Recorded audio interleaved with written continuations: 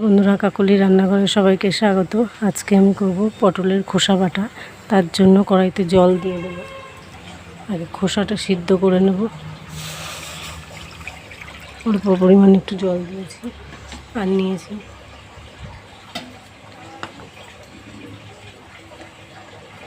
খোসাগুলো। আমি এভাবে কেটে ভালো করে ধুয়ে নিয়েছি।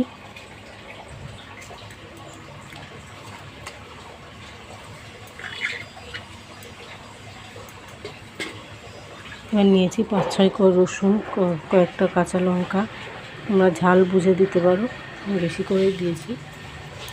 একসাথে দিয়ে দেব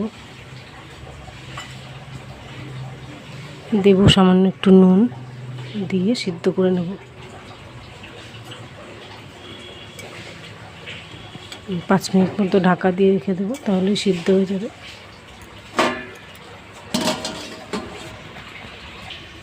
বন্ধুরা, ঢাকনাটা তুলে দেখি, ততক্ষণ হয়তো সিদ্ধ হয়ে গেছে।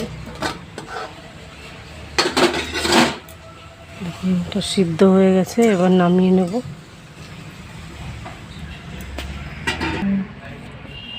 এবার বেটে নেব।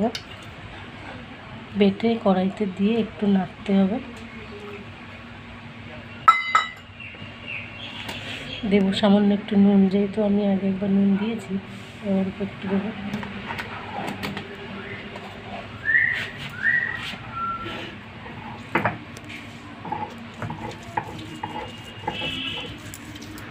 বন্ধুরা, বাড়িতে বানিয়ে খেয়ে দেখবেন, দারুণ লাগে। দুর্দান্ত একটা রেসিপি।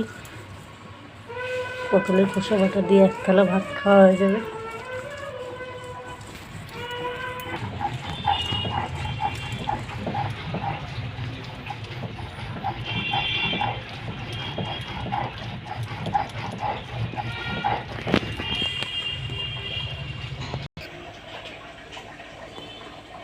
বন্ধুরা, আমি বেটে নিয়েছি। এবার কড়াইতে তেল গরম করে কড়াইতে দিয়ে দেবো।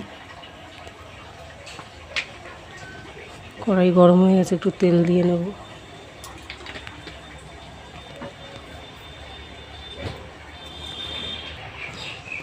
বন্ধুরা, তেলটা গরম হয়ে গেছে, এবার আমি কড়াইতে দিয়ে দেবো।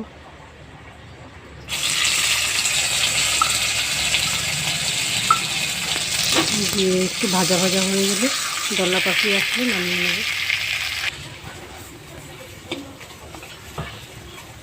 বন্ধুরা, আমি সাদা তেল দিয়েছি, আপনারা সর্ষের তেলও দিতে পারেন। সর্ষের তেলে আরও বেশি ভালো লাগবে। বন্ধুরা, দলা পাকিয়ে এসছে, এবার আমি নামিয়ে নেব।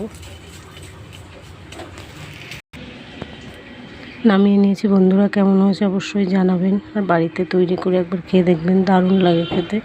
আজকের মতো টাটা। সবাই সাবস্ক্রাইব করে পাশে থাকবেন।